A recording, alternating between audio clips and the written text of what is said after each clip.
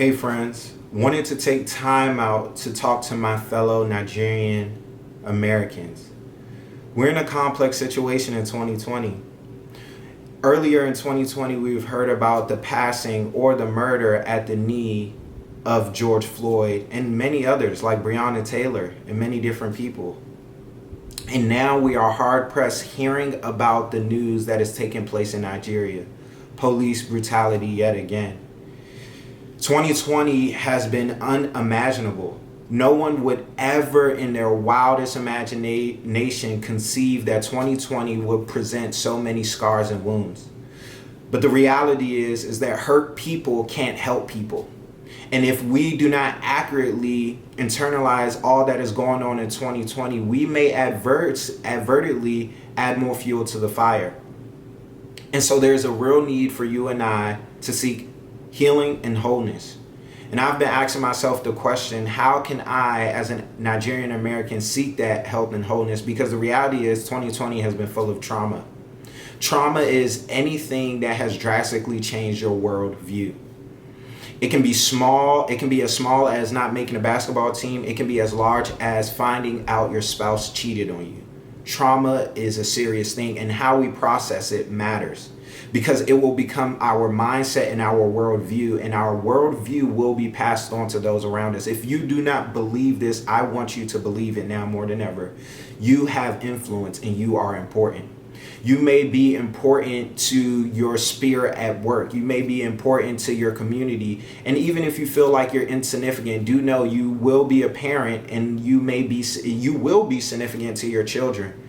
And how we process trauma dictates our worldview, and our worldview will be passed on to our spheres of influence. And so there's a real need for you and I to seek healing and wholeness.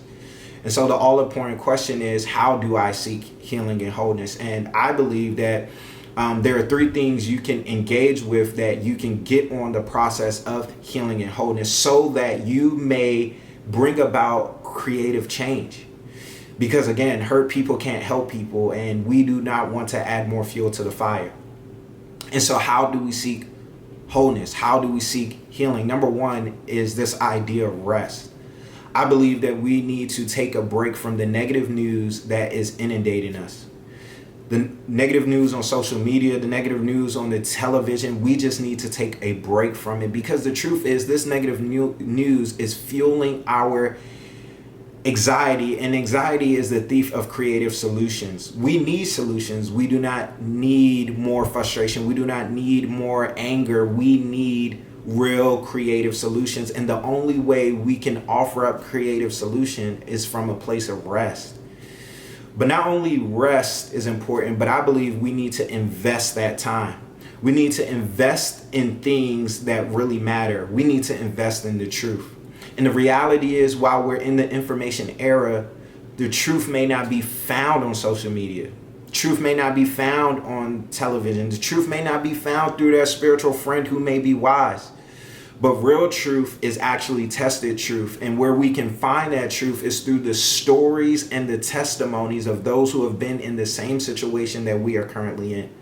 And the Bible is a good place to start. In fact, the Bible says in the book of Romans chapter 15, the Bible says that the Old Testament was created for the purpose of us to look back and to learn and to grow and to find hope and strength to be able to weather the hardship that we're going through. It's through tested truths, through those who have overcame adversity. That is exactly how we are able to provide creative solutions. And so as we are resting and as we're investing, lastly, we need to intercede. Prayer is the highest form of weapon in our weaponry. Don't let anyone deceive you out of that point. There's been many talks around this idea of faith and works, that you can't just pray, you have to do something about it. And that's true, because the Bible says it in the book of James. But I want to make it very clear that prayer is the first response to anything, because we need to get proper perspective.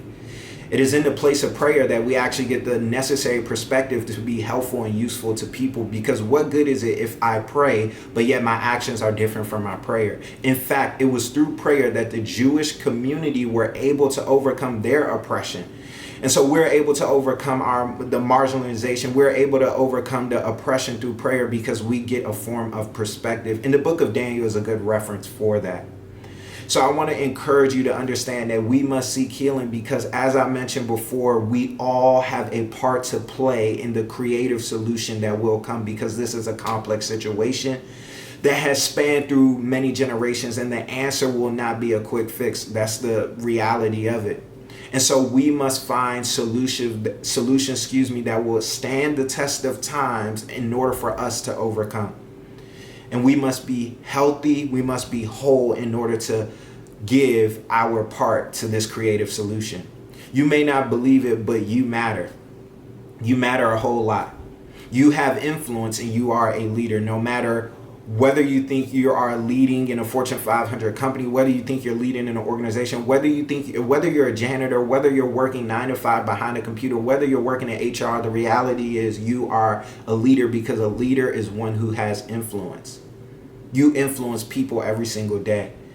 And people, believe it or not, they care about your worldview. That's why they follow you on Instagram. That's why they are friends with you on Facebook. That's why they are in community with you, because your worldview matters to them.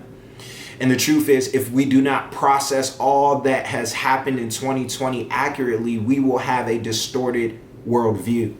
And that worldview will be passed on to those around us. And more critically, that worldview will be passed on to our children in the next generation. And so we owe it to America. We owe it to Nigeria. We owe it to the present generation. We owe it to the future generation to get whole and to seek healing, to engage with this idea of rest, to engage with this idea of investing in the truth, and to engage with prayer and intercession. We owe it to these people so that we may offer up a creative solution. Now, your role may be different from my role. You may be in the front line, I may be behind the scene, but it is so vitally important, both roles. Some may be activists, some may be leading the charge in, protests, while others may be on their knees praying, but they're both equally important. And so now is the time to engage, but not engage from a place of brokenness, but engage from a place of wholeness. And so, again, I want to encourage you to do so. And I want to conclude by giving you some practical things that you can engage with currently. Number one, there is ways you can give. There are donations. In fact, what I'll do is I'll link a credible donation that I think is credible. I know my wife, she gave to that donation. Why don't you go ahead and give? Because money is important. Money actually answers all things. And so money is important in this movement of fighting for fairness. Not only money, but I want to really, from what I can offer is a spiritual perspective. I want to offer a 7-day devotional around biblical characters and how they approached injustice. That's what I want to do. If you actually text this number that's on the screen, I'll send you a 7-day devotional about biblical characters and how they approached and navigate injustice. Now, I'm not going to put you into a subscription. This is my number, so it's privy information. I'm just sending it to you, and that's just simply it. So I want to leave you with those two practical things you can do. You can give monetarily, or you can give spiritually and with your time. And so let's engage, but let's engage rightly. Let's not engage from a place of anger and frustration, though the temptation is there. And though we have this temptation, trust me, I'm frustrated. We're all angry. We're all upset. But now let's channel that frustration into rest, cutting off the negativity, invest in the truth, and then interceding. And I believe we'll find some creative solutions. I love you. God bless you.